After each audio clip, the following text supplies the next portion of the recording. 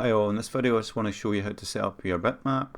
Now with the character setting map you had to set up the VIC to make sure the bitmap would show, but if you're just loading a bitmap it's automatic. It will detect the bank that you're trying to load it into and it will set everything else up. So you need a bitmap to get started. So I'm just going to make up one here. So this is just a 1610 is the ratio that it likes for C64. It's basically 320 by 200. So we divide both by 2. It says 160 by 100. Divide by 10 is 1610, right? So you just need a 1920 by 1200 or whatever it is, a 1600 by 1000 image, and you can convert that, right? So I'm just going to show you a little process that I like to use for conversion. So I'll just do a kind of blue gradient behind this here, like that, and maybe okay, let's just go for red as well. And just change that to additive. Linear color, linear dodge. There we go. Right, something like that. Don't really know what else to add to it just yet, but let's just say that's a final image, and I'll change the size to 320 by 200,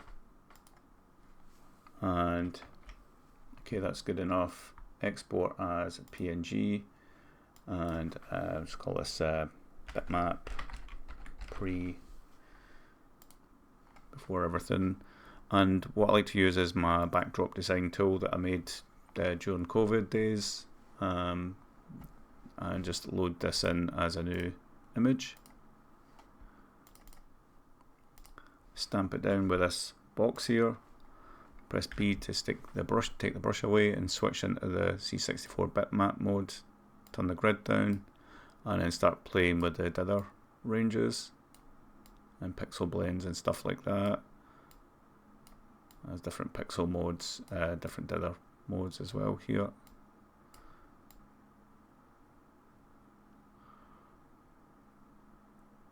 There's a nice gradient. Right, I can also do an auto update to the brush with adding some blur. Right, let's try different blend modes.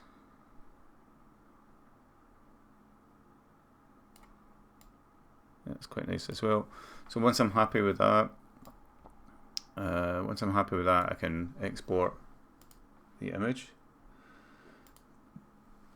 and I'll call this bitmap pre. What would you call it?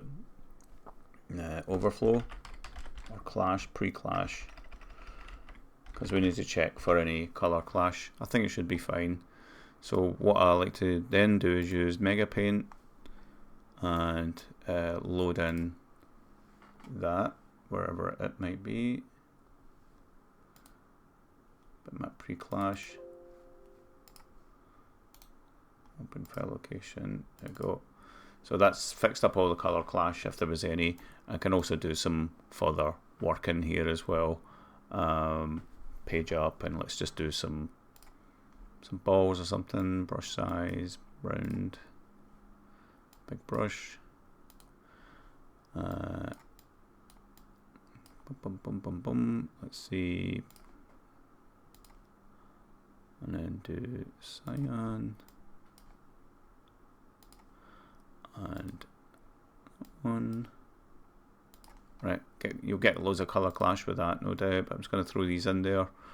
Reach down and do some balls.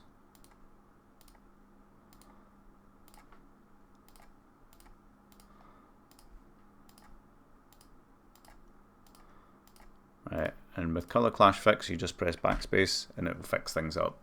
This does the best possible option, and everything's good to go. You can see what it's done in some places. Okay, now I just want to export this as a KLA file, so you just basically save it. It says PNG and KLA, so I'll just call it final bitmap test. Those are the two tools I like to use for converting, or this just to do straight out art, which I've used for a lot of CityCat and loads of other stuff. So add an asset, bitmap we're going to find our bitmap there. We do need to load it, mind you, so load the file. Look at my downloads, it should give me a KLA file. Did it? Downloads. Final bitmap, I guess it's this one. Doesn't actually say it's a .kla, so I'm just going to add that in. Right, and grab that.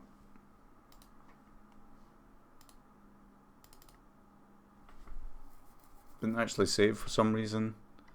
Did it not like what? Okay, well that one works, right? The temp one. I don't know what I've done. Just changing the file name didn't really help it, but that's it there anyway. So it shows you this kind of rough version of it. Yeah, that's the same. It loads into 4000. This is how much it takes up. There's the color RAM part here, which gets transferred at runtime, and that should just work. But we need to hang the game, so we need a label and a jump to target. And yeah, let's go. It's detected the background color as well, so that'll load that in, and then boom, there you go. So that all works, and you can imagine that coupled with music and everything else, sprites and stuff, that'll be good to go. So I'll cover sprites in the next video, but hopefully that helps you get started on making your first bitmap. Thanks for watching, bye.